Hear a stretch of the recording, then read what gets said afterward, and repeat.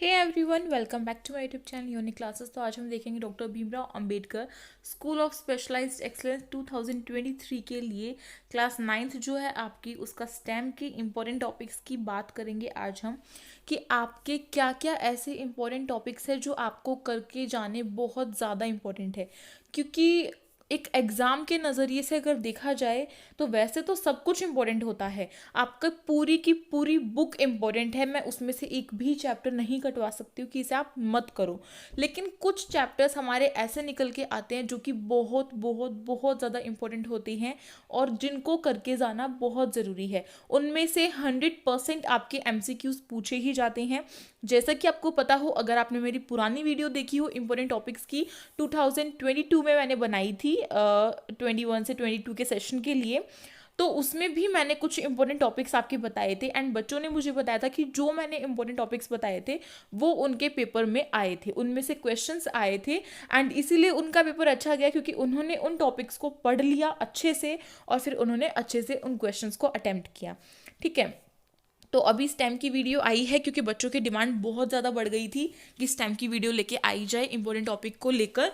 और काफ़ी बच्चे high in 21st century skill के लिए भी पूछ रहे हैं। तो देखो बच्चों, रीजनिंग के लिए मैं क्या ही इंपॉर्टेंट बताऊँ, रीजनिंग में तो बहुत सारी चीज़ें होती हैं। तो उसके लिए भी एक अलग वीडियो में डिस्कशन करने की पूरी पूरी कोशिश की जाएगी। तो आज देख लेते हैं अपना क्लास नाइन्थ, यानी कि पहले हम क्लास एट्थ जो है आपके, उसके साइंस के इंपॉर्टेंट टॉपिक्स देखेंगे। ये पूरी की पूरी आपका इंडेक्स जो है वो कह लीजिए मैंने पूरा इंडेक्स लगा दिया है। अब ये मत सोचिएगा कि सारा ही जो है मैं सारा ही बताने वाली हूँ, तो ऐसा तो नहीं होगा। इसमें से कुछ चैप्टर्स ऐसे होंगे जो करके जाने बहुत ज़रूरी है। बाय द वे, जिस बच्चे ने पूरी बुक कंप्लीट कर ली है वो तो बहुत अच्छा है, बहुत बहुत बहुत बढ़िया है। वो बस अपनी चीज़ों को रिवाइज करता रहे, मैं इतना ही कहना चाहूँगी। और जिसके 2-3 चैप्टर रह गए हैं लास्ट के, प्लीज़ वो भी अपने चैप्टर्स को कवर कर लो तो ज़्यादा बेस्ट रहेगा। By the way, class eighth में से अगर देखा जाए तो आपका चैप्टर नंबर 2 जो है वो most most most important chapter है, माइक्रो ऑर्गेनिजम्स। फ्रेंड एंड पोए जो है इसका पूरा नाम है। तो जो आपका माइक्रो ऑर्गेनिजम्स चैप्टर है, इसमें से काफ़ी सारे क्वेश्चंस आपके आते हैं, डिजीज से रिलेटेड आते हैं। और जैसे कि अलग अलग तरीके की डिजीज़ के बारे में पूछ रहे हैं, टीबी जो है वो किसकी वजह से होती है, ठीक है, ये सारी चीज़ें पूछ लेते। तो मैंने MCQs भी कराए हुए हैं एंड मैं आपको MCQs अभी भी कराने वाली हूँ और पढ़ाने वाली हूँ पूरा अच्छे तरीके से, तो उसकी टेंशन नहीं लीजिएगा। तो आपका माइक्रो ऑर्गेनिजम्स तो मोस्ट इंपॉर्टेंट है, इसको तो टिक कर ही लो। साथ ही साथ आपका मेटल्स एंड नॉन मेटल्स को भी भाई अच्छे से करके जाना है बिल्कुल, क्योंकि इनमें से भी पूछा जा सकता है कि डक्टालिटी क्या होता है, ठीक है। और भी अलग अलग आपकी जो वो होते हैं इसके फंक्शंस होती हैं, या फिर हम बोल सकते हैं कि एक तरीके से जो मेटल्स है नॉन मेटल्स है उसकी विशेषताएं क्या होती हैं, ठीक है। तो वो सारी इसके अंतर्गत आती है। तो मेटल्स एंड नॉन मेटल्स आपको करके जाना बहुत ज़रूरी है। कंबशन एंड फ्लेम भी कर लीजिएगा, ये भी अच्छा चैप्टर है, इसमें से भी क्वेश्चंस बन सकती हैं। 7 चैप्टर जो है वो भी आपका पूरा पूरा इंपॉर्टेंट ही इंपॉर्टेंट है, इसमें से भी आपके जो क्वेश्चंस है वो बहुत बनेंगे, ठीक है। और आपका सबसे ज़्यादा इंपॉर्टेंट अगर बात की जाए तो ये 2 चैप्टर भाई बहुत ही ज़्यादा इंपॉर्टेंट है। इसको तो कोई भी बच्चा नहीं छोड़ के जाएगा, एक सिंगल बच्चा इसको छोड़ के ना जाए, इन दोनों चैप्टर्स को, चैप्टर 8 और चैप्टर 9, इसको बिल्कुल रट्टा मार के जाना है, ये समझ लो। हर एक चीज़ आनी चाहिए। कोई अगर पूछे भी ना कि ये चीज़ कहाँ पे लिखी हुई है इस चैप्टर में, इस वर्ड को बता दो, तो वो भी आप बता सको आंखें बंद करके, ऐसा आप इसको बिल्कुल अच्छे से करके चले जाओ। क्योंकि अगर आप साइंस लेने का अभी से सोच रहे हैं तो ये दोनों चैप्टर ऐसे हैं जो कि आपका बेस है, आगे चल के आपको इसी के बारे में डीप में पढ़ना होता है, ठीक है। तो चैप्टर नंबर 8 सेल वाला है, क्या क्या होते हैं सेल, उसका स्ट्रक्चर कैसा होता है, ठीक है। सब कुछ पढ़ के जाना है, मैंने बहुत अच्छे से पढ़ाया हुआ है, अगर आप चाहें तो अभी देख सकते हैं या फिर मैं दोबारा से पढ़ाने की कोशिश करूंगी।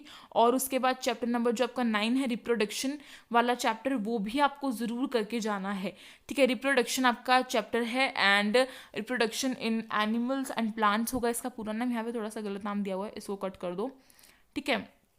तो चैप्टर नंबर 9 और 8 बहुत ही ज़्यादा इंपॉर्टेंट है, इसको बिल्कुल भी नहीं छोड़ना है, किसी भी हालात में नहीं छोड़ना है, चाहे रात को जाग के बैठ के पढ़ो, कैसे भी पढ़ो लेकिन पढ़ो। उसके बाद चैप्टर नंबर जो आपका कह लीजिए हमारा जो ये होता है फिजिक्स, उसके अंदर आपके चैप्टर कुछ इंपॉर्टेंट है, जैसे कि फ्रिक्शन हो गया, साउंड हो गया आपका भाई, और आपका केमिकल इफेक्ट्स ऑफ इलेक्ट्रिसिटी हो गया। तो ये जो 3 चैप्टर है ये फिजिक्स के अंदर बहुत इंपॉर्टेंट है कि फ्रिक्शन क्या होती है, उसके टाइप्स कितने होते हैं, ठीक है, इस तरीके से साउंड क्या होती है, और आपका केमिकल इफेक्ट्स ऑफ करंट जो है, इलेक्ट्रिसिटी जो है वो किस तरीके से होती है, वो सब कुछ आपको पढ़ना है। इनकी एक्टिविटीज़ भी आपको पढ़नी है, कोई एक्टिविटी नहीं छोड़ के जाओगे। अगर मैंने कहा है कि ये चैप्टर पूरा मतलब पूरा, उसमें से एक लाइन नहीं छोड़ के जानी, ये समझ लो, हर चीज़ पढ़नी है, ठीक। उसके बाद आपका जो लाइट वाला चैप्टर है वो भी मोस्ट इंपॉर्टेंट चैप्टर है, एंड आपका स्टार्स एंड जो आपका सोलर सिस्टम है, और pollution of air and water, जिसको मैं इन्वायरमेंट बोल देती हूँ कभी कभी, क्योंकि मुझे इन्वायरमेंट से रिलेट करता हुआ चलता है ये चैप्टर, इसीलिए तो जुबान पे वही आता है। तो ये जो चैप्टर नंबर आपका 16 और 17 है, ये भी मोस्ट इंपॉर्टेंट चैप्टर है, क्योंकि इन्वायरमेंट, हमारा जो इन्वायरमेंट है, जिस इन्वायरमेंट में हम रह रहे हैं, उसके बारे में हमें बहुत ही सारी चीज़ें जो है वो छोटी छोटी क्लासेस से लेकर पढ़ाई जा रही होती है। तो ये वाला चैप्टर तो आप कह लीजिए बहुत इंपॉर्टेंट है, इसलिए ये वाला चैप्टर करोगे, और जो आपका स्टार्स एंड सोलर सिस्टम है वो करोगे, लाइट्स वाला चैप्टर करोगे आपका, और सब नेचुरल फिनोमेना जो है वो भी कर सकते हो अगर टाइम बचे तो। बाय द वे इस चैप्टर से भी क्वेश्चंस आते हैं, लेकिन इतना हम इम्पोर्टेंट के नज़रिए से नहीं देख सकते, जैसा कि मैंने बाकी कुछ चैप्टर बताए हैं, जैसे कि चैप्टर नंबर आपका 2 है, 4 है, 6 है, 7 भी है आपका, मैंने 7 को भी टिक किया है, 8 है, 9 है आपका, 11 है, 12 है, 13 है, 15 है, 16 है और 17 है। इन चैप्टर्स को तो बिल्कुल बिल्कुल करके जाना है, इनमें कोई कॉम्प्रोमाइज़ नहीं होगा, इनको कैसे भी करके कर लेना अपना, बिल्कुल डन, एक तरीके से ये समझो, ठीक है। देखो, जो आपकी क्लास 8 है उसके मैथ्स के कुछ इंपॉर्टेंट चैप्टर्स हैं जो कि आपको बिल्कुल करके जाने हैं, वो भी बता देती हूँ। तो चैप्टर नंबर जो आपका 1 है, रैशनल नंबर्स, वो तो बेस है आपकी क्लास का, चाहे आपकी क्लास 8 हो, 9 हो या फिर 10th हो, ठीक है।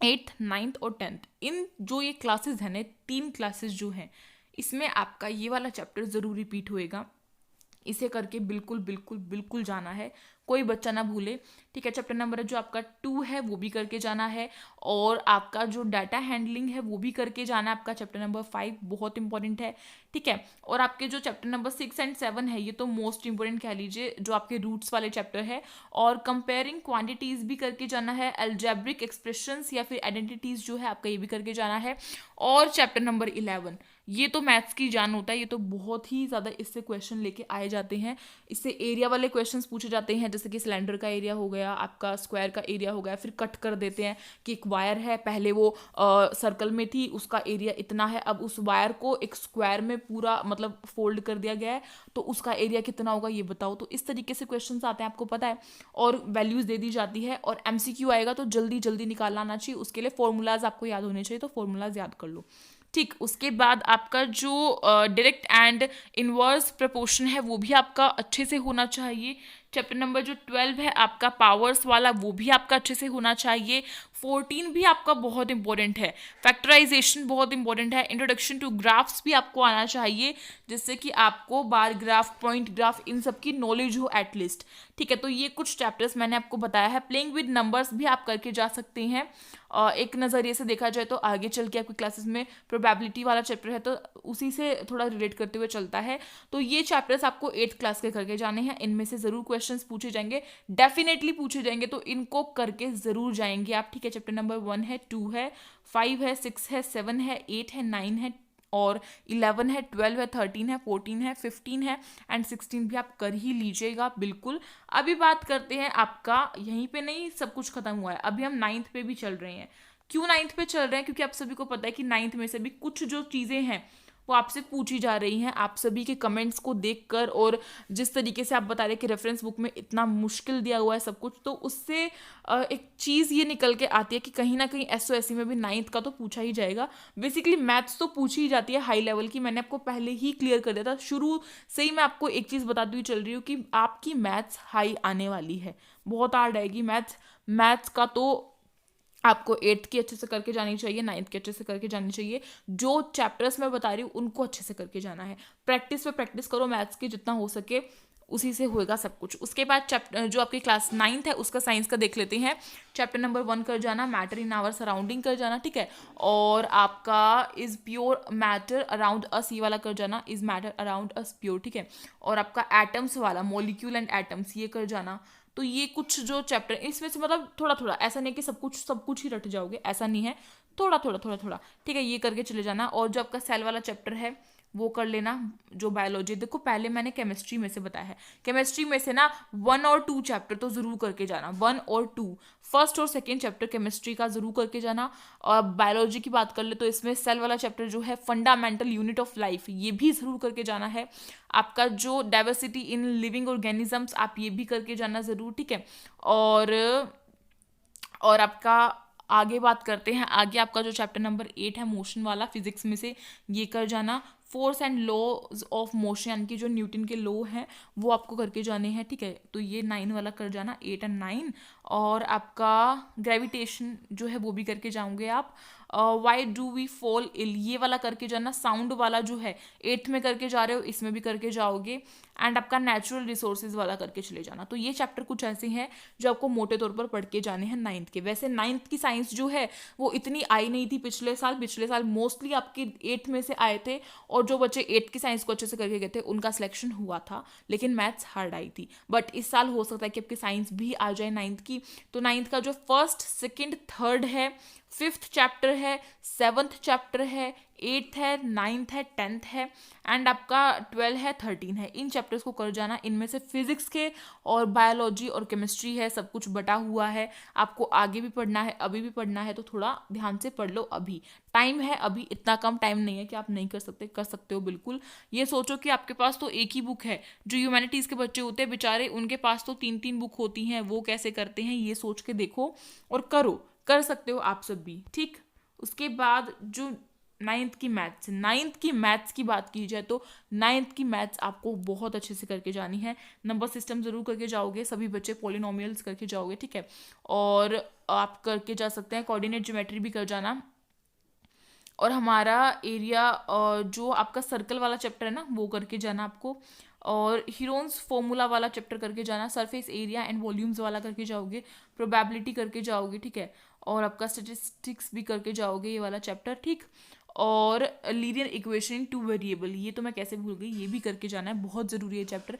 बाकी कुछ ये जो चैप्टर बच रहे हैं ना बीच में, ये आपकी ज्योमेट्री से रिलेटेड है। तो ज्योमेट्री से मेरे ख्याल से MCQ में इतना नहीं आएगा, मोस्टली आपके वैल्यूज़ वाले क्वेश्चंस आते हैं। तो वो आपके चैप्टर नंबर जो 1 है, 2 है, 3 है, 4 है, ये 4 जो चैप्टर है लगातार स्टार्टिंग के वो तो करके जाओगे। फिर सीधे लास्ट में पहुंच जाओ। लास्ट के जो आपका ये चैप्टर्स है सर्कल से स्टार्ट है, और कंस्ट्रक्शन को कट कर देना, ठीक है। फिर Heron's formula, surface areas and volumes, और आपका प्रोबेबिलिटी, स्टैटिस्टिक्स, ये सब कुछ आपको करके जाना है। एक भी चैप्टर मत छोड़ना 9th की क्लास में से। जो चैप्टर मैंने बताया स्पेशली वो करके जाना। और ये वाला पोर्शन कट कर दो, ज्योमेट्री छोड़ दो, ज्योमेट्री का नहीं आने वाला है, ठीक। और 8th को अच्छे से करके जाओ। तो मेरे ख्याल से वीडियो काफ़ी ज़्यादा हेल्पफुल रही होगी आप सभी के लिए। अगर रही हो तो प्लीज़ वीडियो को लाइक करें, जल्दी से जल्दी अपने फ्रेंड्स में शेयर करें। एंड अगर आप न्यू है तो जल्दी से सब्सक्राइब कर लें हमारे चैनल को। साइड में जो बेल आइकन है उसे कर दे प्रेस, जिससे कि न्यू वीडियोस की नोटिफिकेशन टाइम टू टाइम आती रहे। एंड टेलीग्राम ग्रुप को ज्वाइन करें, उसकी लिंक मैं डिस्क्रिप्शन बॉक्स में दे दूंगी। साथ के साथ डिस्क्रिप्शन बॉक्स को जरूर चेक किया करो, उसमें और भी बहुत सारी इंपॉर्टेंट जो आपको लिंक्स है वो मिलती है। और कोई बच्चे को कोई भी दिक्कत हो तो कमेंट बॉक्स में कमेंट करके पूछ सकते हो। आपको पता है कि रिस्पॉन्स मिलता है हमारे चैनल से। साथ ही साथ हमारा जो इंस्टाग्राम है वो यूनिक क्लासेस के नाम से है, तो उसे भी जाके आप फॉलो कर सकते हैं। कोई भी दिक्कत है तो पर्सनली आप मुझे DM कर सकते हैं, मैं आपका पूरा रिस्पॉन्स देने की पूरी कोशिश करूंगी। तो मिलेंगे एक न्यू वीडियो के साथ, तब तक के लिए thank you so much for watching this video. Stay tuned.